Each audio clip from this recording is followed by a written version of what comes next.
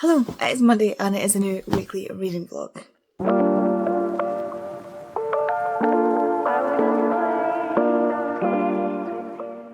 So this is probably a view you're not used to seeing. Like this is, I'm in my bedroom because I've just been putting away some laundry. Yes, putting away laundry. Who am I?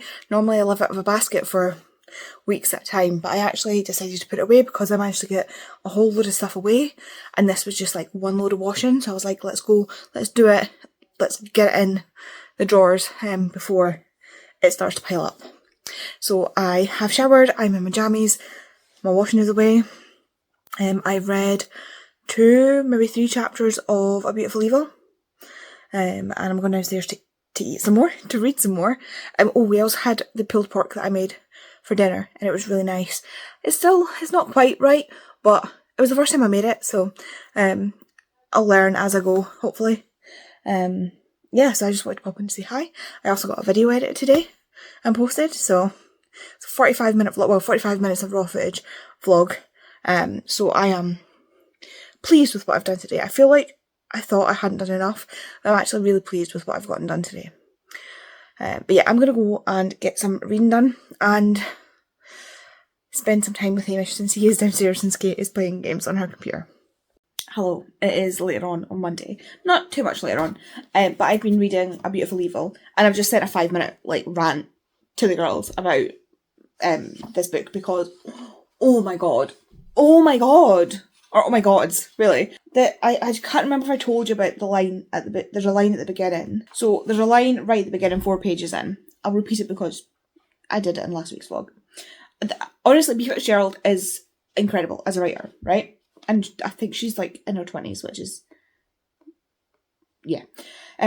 So Pandora has been created from clay, and so the animus, or the soul part of her, has been created first and then put into this clay, and then the clay is made flesh. That is how humans are made in the Greek mythos, right? She is the first woman. All the humans before this have been male. All male. She is the first woman. Okay? And the gods have been Hephaestus has been making out of clay, and the other gods have been standing there putting their opinions in, because, well, if you know anything about the Greek gods, that's the answer to that question. So I'll read you the whole section I did only do a little bit of it, but I'll read you a couple of bits more, just to give it a bit more context. They had just quibbled over my every part, and now they covered the mound of my breasts, the gentle roll of my belly, the curve of my hips, right down to my supposedly covetable ankles. When my body was art, it was a thing to be admired. But to become flesh, it was layered in rules of decency and modesty. It was a thing to shield. Oh, what a line! What a line! When my body was art, it was a thing to be admired. But to become flesh, it was layered in rules of decency and modesty. It was a thing to shield. Perfect. This is how you write. This is how you write, full stop, right? That statement is 3 sentences. When my body was art, it was a thing to be admired. 1. But to become flesh, it was layered in rules of decency and modesty. 2. It was a thing to shield. 3. And the way those sentences sit are just absolutely stunning. It is.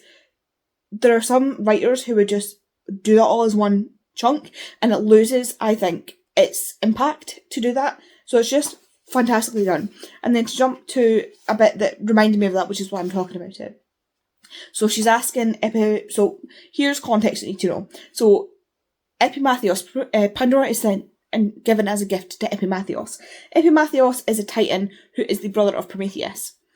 Prometheus, as a name, as a word, means first thought, which gives it a place of importance. Now, Epimathios kind of means last thought. They did explain it. It means along the road of last thought, but as a name, it means afterthought. So it is a bit of an insult as a name. It's like saying that you're just an afterthought. You're just, and so he is named that is kind of an insult. Whereas Prometheus, his brother, is the one that's lauded, and whereas he is not. And so she's asking him, she asks him, how did Prometheus make the humans? This is the conversation they're having. She said, how did Prometheus make the humans? By which, of course, I mean human men. Because even if there are more now, I was still the first human woman. And, like Epimathios, it appears we are an afterthought to our own creation. Honestly, B. Fitzgerald, never stop writing these. That is how does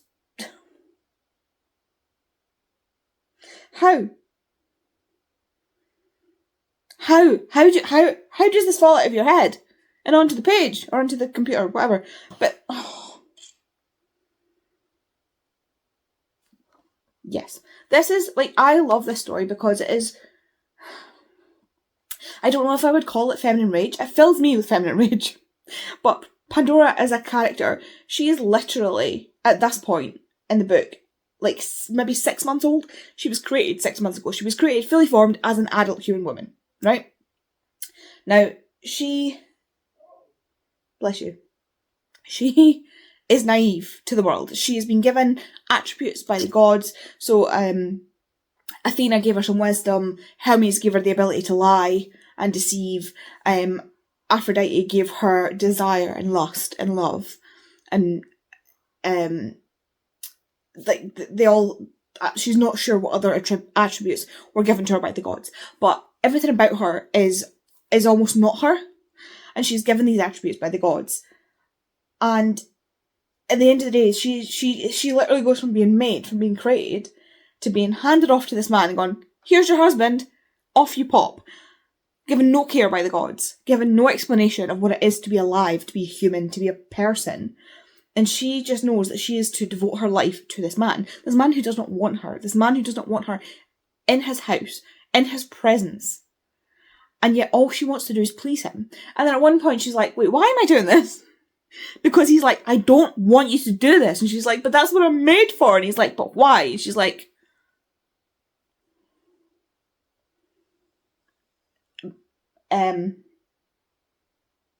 okay, yeah, but why? And that I think where Athena comes in, with a little bit of the critical thinking, and you see her as this naive being suddenly realising and suddenly feeling this rage of how she's been ill-treated in such a short time. She's been alive for maybe 6 months. At one point earlier she says it's been 3 or 4 months, so I'm assuming with extra time that's passed, you're probably around about the six month mark, right?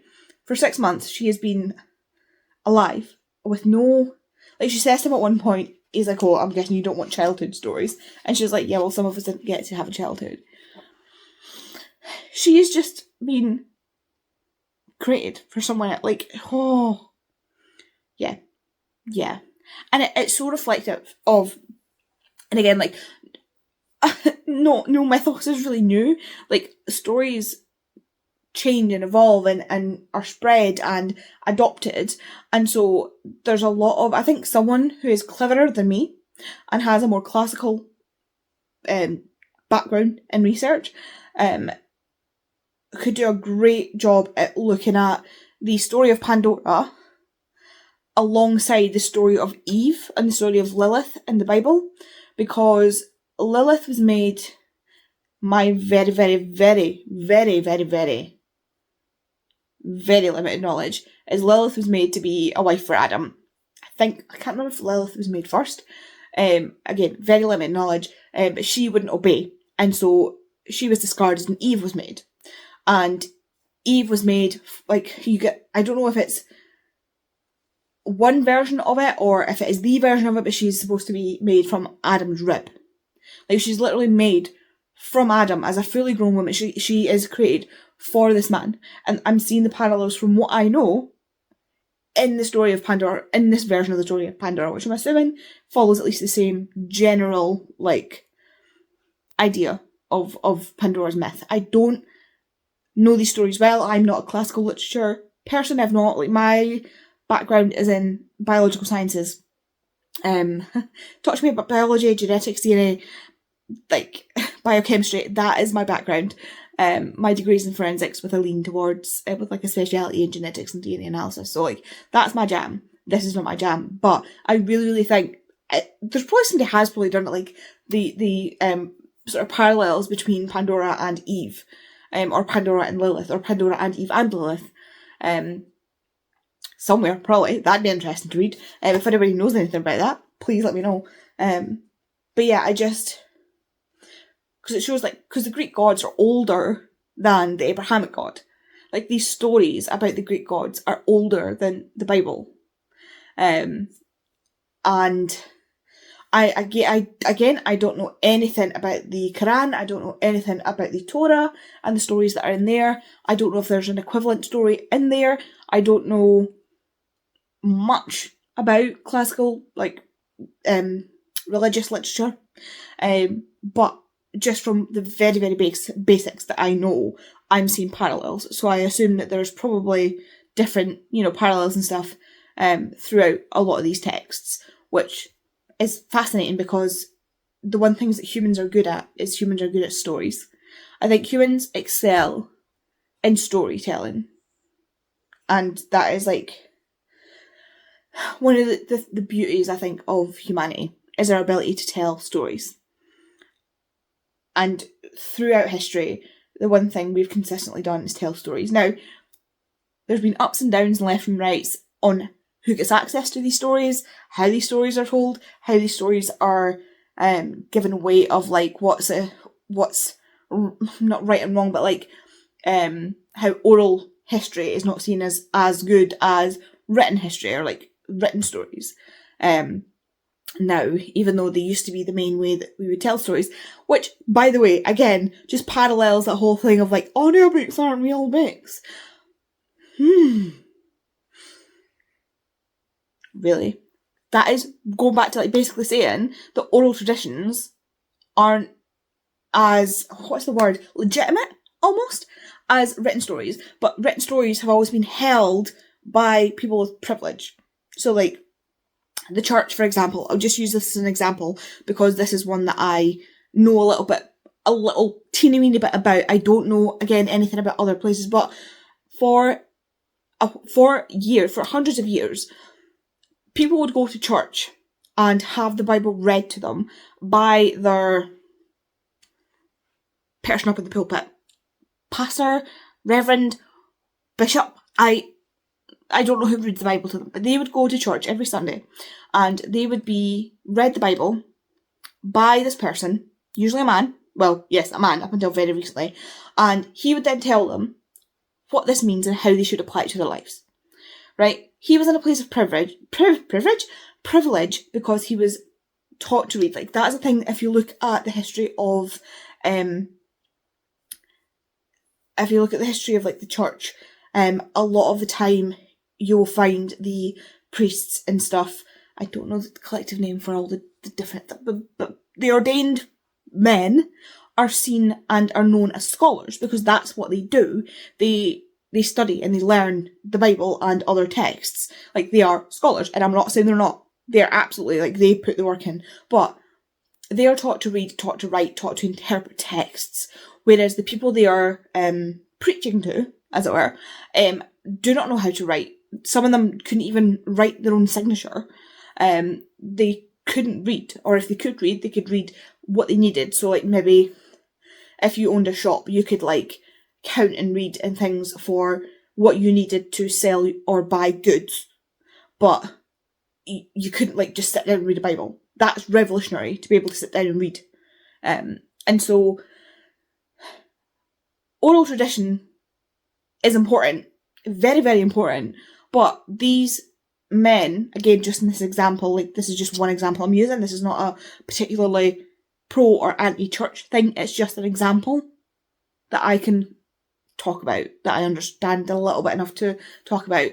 The men in the pulpit were seen as a higher status than the people they were preaching to because they could do things like read. Like, nobles used to read and, like, do things like, if you look at Bridgerton, the nobles used to read, they used to play the piano, the women used to sew pretty things, not practical things, because they had the time and privilege, money, and like to do things like that, whereas people who were in the lower classes didn't have the time or money or education to do that. Like, especially like women were not educated to the same level as boys, and boys were barely educated as it was. Like, I have family members who, like, I come from a history of coal miners. Like, my family back were all coal miners. All the men, at least, because the women obviously weren't allowed to go down the mines. Which is why I'm so short, by the way.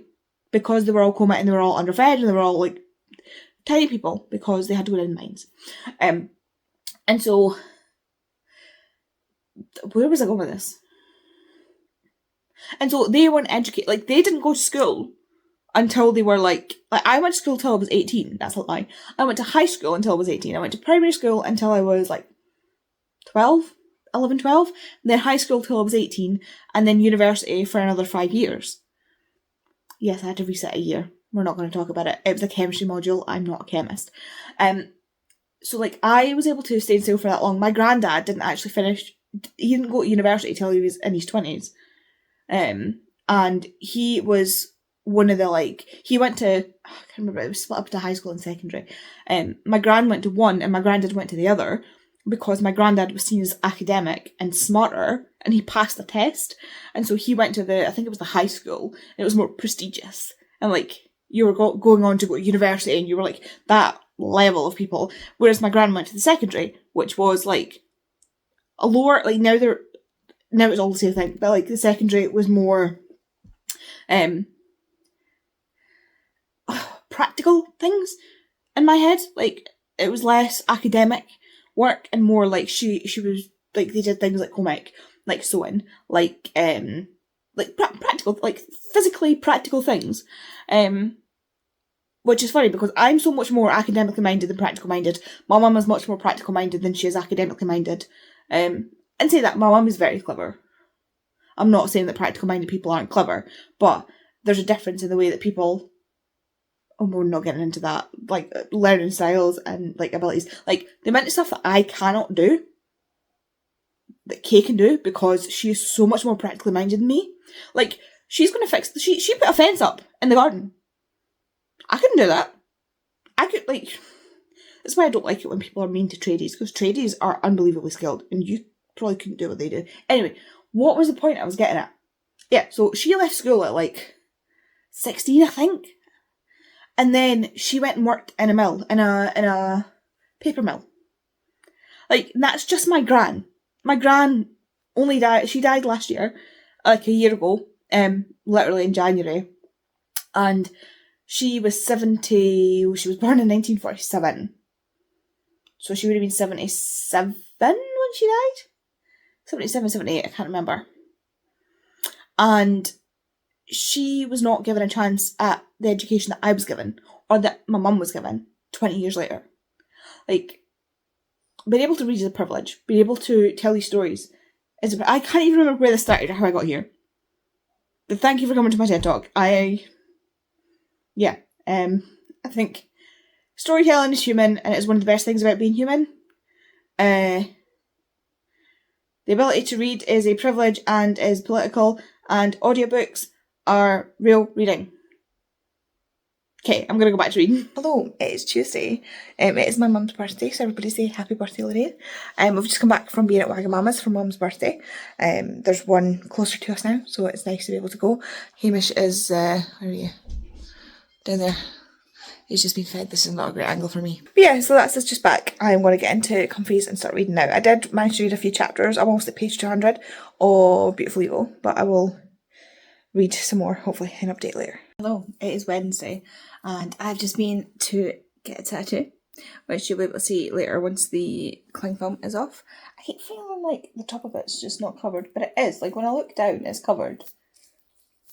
I don't know. Yeah, so that was nice. It was so fast. She was so fast.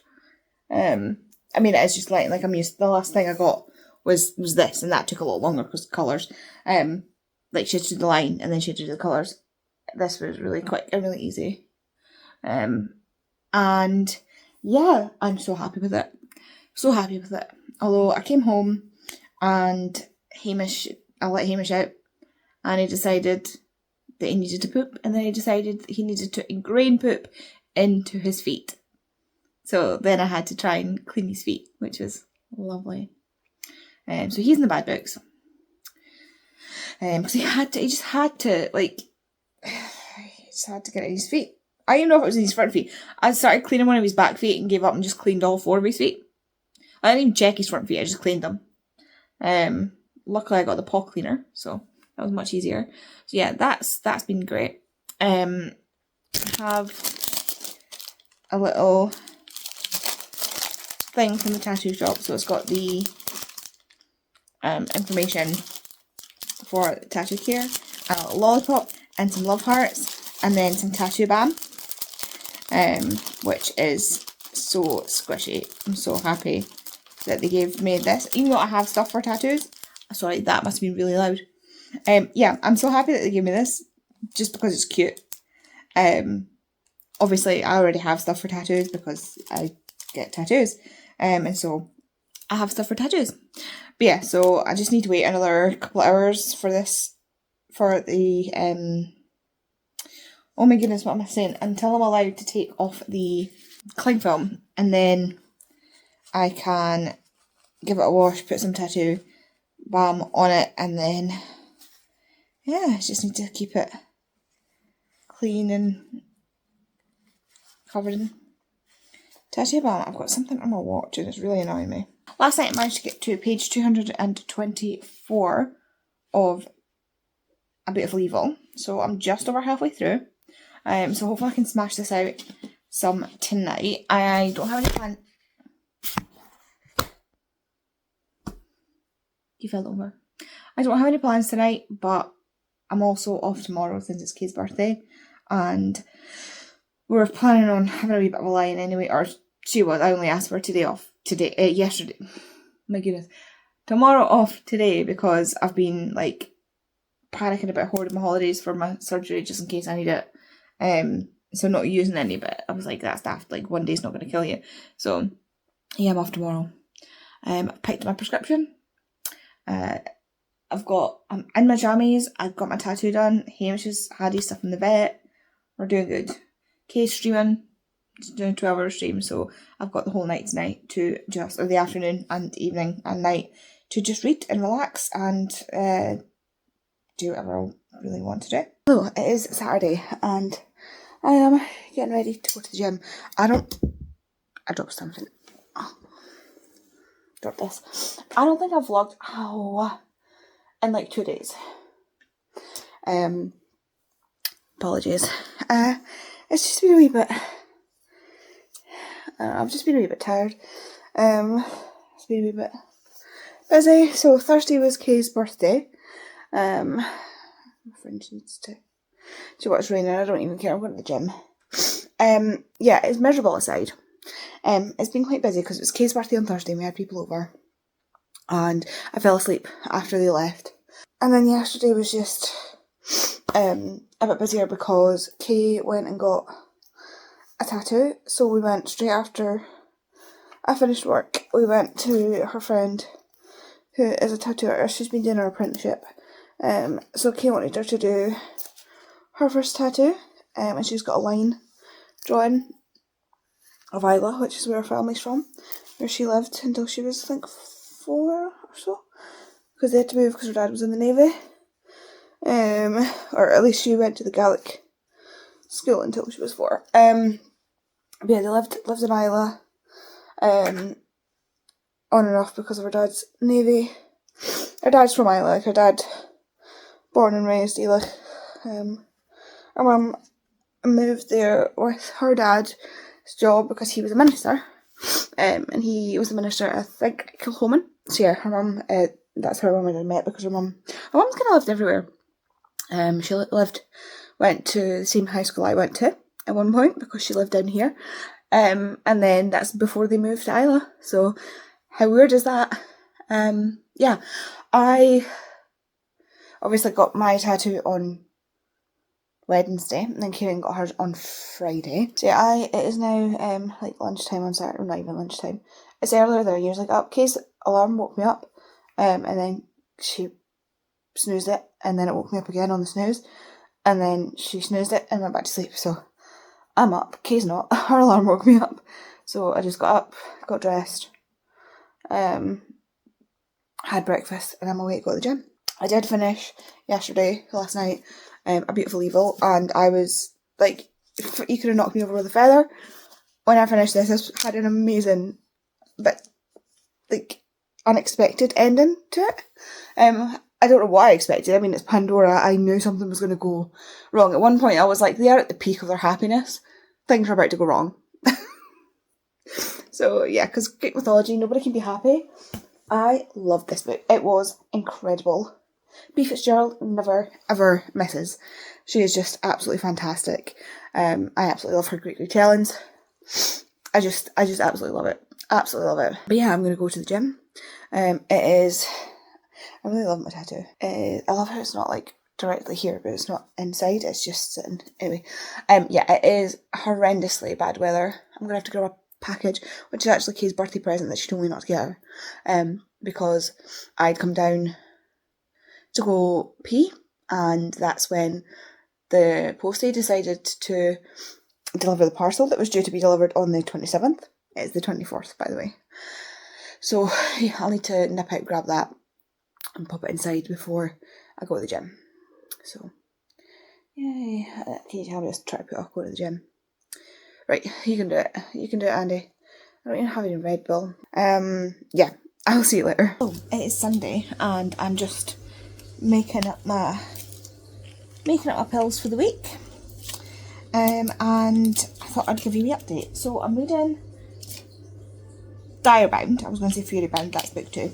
I'm reading Diarbound, and I'm like just over 75% of the way into it, which is good going. I've been reading it all. Well, I read about 40-ish% yesterday, almost 40% yesterday. So I'm making progress in it. It's 608 pages. I'm doing amazing. I was on sprint today, so I got a lot read. I actually got a lot more read yesterday because I wasn't distracted by doing stuff like washing and stuff like that. But yeah, I am probably going to finish it. Well, I will finish it tonight. Where I am at the stage where like stuff is going down, and I'm like, I want to know what's going on. You know, there's a character in it. I feel like it's going to do a bit of a like switcheroo of like not a switcheroo of characters. Like that makes no sense. I know what I mean.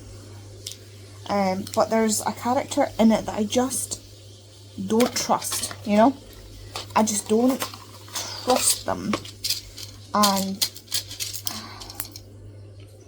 I want to see if I'm right.